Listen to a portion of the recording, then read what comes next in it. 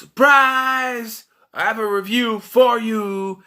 I know I said I wasn't going to do any reviews today, but because I was going to work on birth month, and I have been. I'm working on, I got lists and stuff, countdowns and reviews I'd like to do this month, February. So, but while trying to find something to watch, I'll try to find some random horror movie to watch. Who knows? Went to Vudu, went to Tubi because they're free. Well, Vudu has free movies. Tubi has free movies. So, on Tubi I found, if you're watching this video, you know the title of it, Return of the Living Dead. I've heard a lot about this movie from like Cinemassacre and other stuff that I've heard good things about it. So, I'll check this out.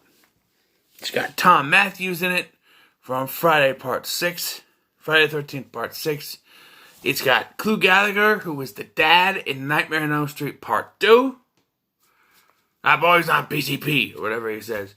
Linnea Quigley from Night of the Demons is in it. Miguel A. Nunez Jr. Ooh, baby, hey, baby, ooh, baby, hey, baby, from Friday the 13th, Part 5. Also, the guy who played Vic in Friday the 13th, Part 5 is also in this as well. He actually came out as in the same year as Friday Part 5. So, yeah,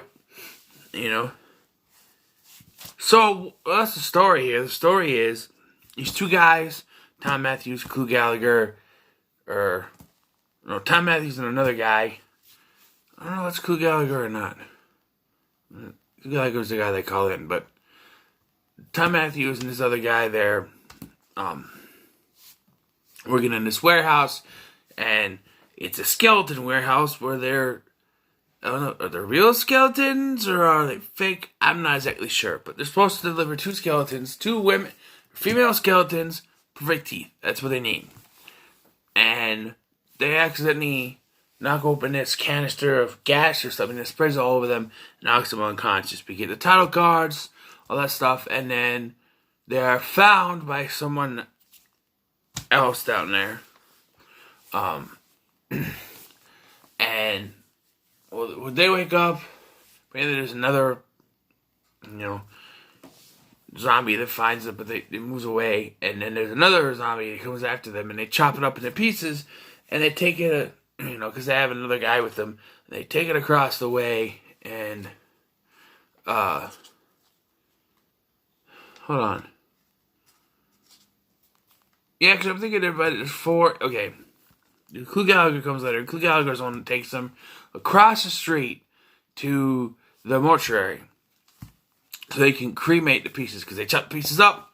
They're still coming alive. They take across the way. Meanwhile, Freddy's friends, Freddy is Tom Matthews' character, they're partying in the graveyard. A thing? I don't know. And then, they're all there, and then Quigley's there. She's like butt naked, dancing around and stuff. It's really weird, but I guess she did that back in the 80s. I don't know. So they cremate this thing. When you cremate, you put the body in the thing, it goes up, smoke and stuff comes out, ash, what have you, and then it causes rain, which comes down, goes all over the graveyard, and makes the dead bones and stuff rise up and start going after people's brains.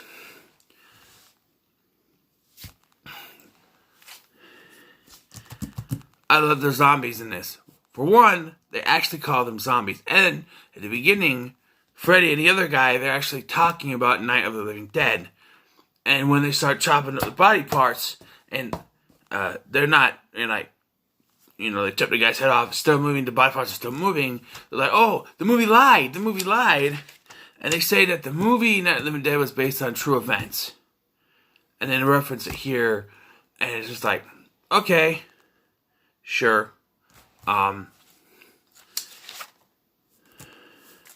So, Tom Matthews.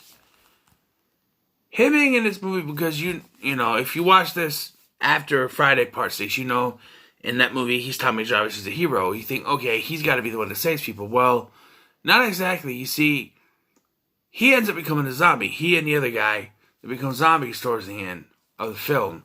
And so he's sort of an antagonist. He's sort of one of the protagonists until, you know, it happens. The effects in this are amazing.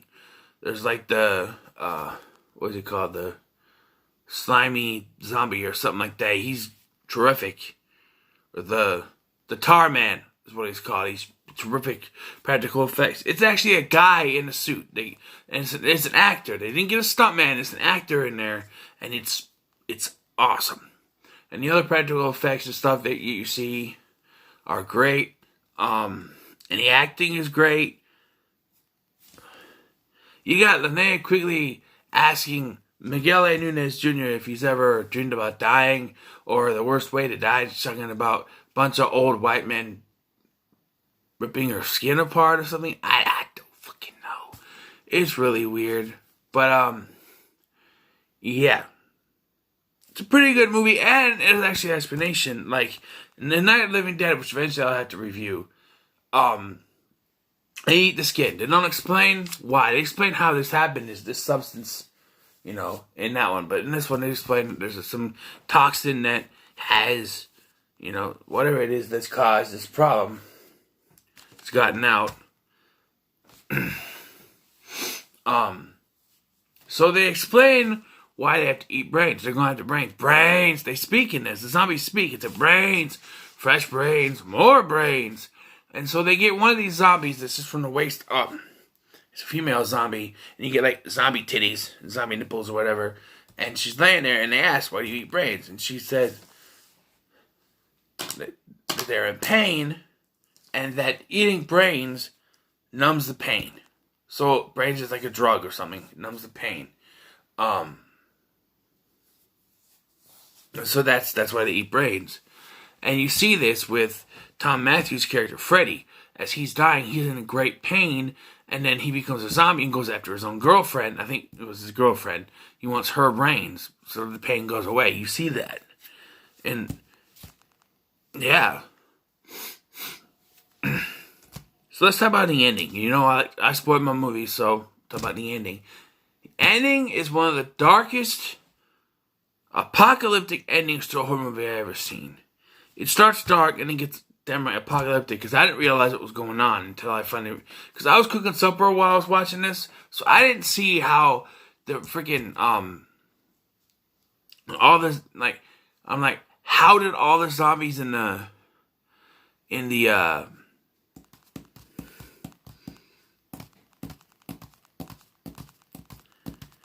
graveyard coming to life? How that happened? It's just raining, and then they're coming to life. And let me tell you, there's a scene where they're all of them pile into this car so they don't get wet. And then quickly still butt-ass naked. And there was one thing I love more than a naked woman. It's a wet naked woman. And some of the water comes pouring in from because the top of the car is bad. I think it's a convertible. It comes through and she gets wet. I'm just like, that's what I'm talking about, you know.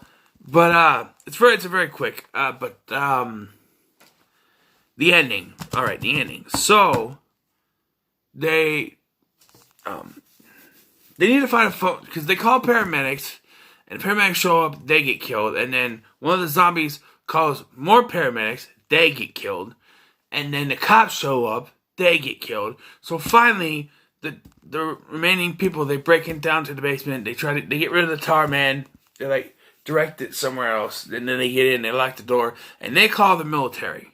Military connects another one to another one. Or they call like someone, police or something, tell them what's going on, connects one person to another person, and they set up this whole thing, and they drop a nuke on this town in, I forgot what, Ohio? Or, no, Kentucky. Louisville, Kentucky. They drop a nuke on Louisville, Kentucky. And you see the, go off, and then it starts to rain again. And the rain goes down onto the ground, and then you see the dead rising again. So it goes from nuclear explosion. They just killed all those people to stop zombies. They killed innocent people, not just the dead zombies, not just the people that are inside the morgue or whatever. Other people sleeping in their houses that probably aren't aware just got killed by a nuke because they wanted to contain it. And then you realize it made things a million times fucking worse because now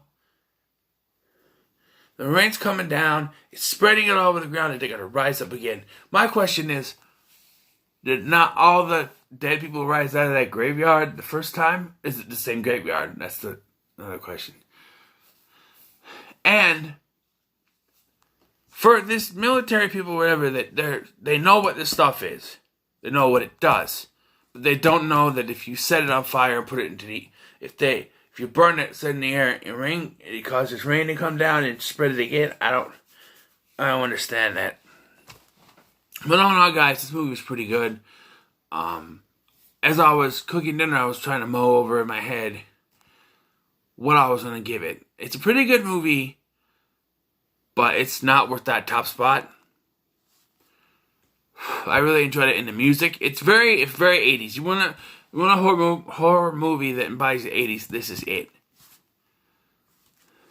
You know what? Fuck it. The ending, the music, the characters, just the effects. Give it a 10 out of 10, alright? Return of the Living Dead gets a 10 out of 10 for me. A rarity in my reviews, because even the best of my favorite, even some of my favorite movies only get 9s. 10 out of 10, and from a first watch, nonetheless. I've never seen this before. So 10 out of 10. What are your thoughts on Return of the Living Dead? Let me know in the comments below. Like, share, and subscribe. No, I won't be doing the sequels. And I'll see you in the next one.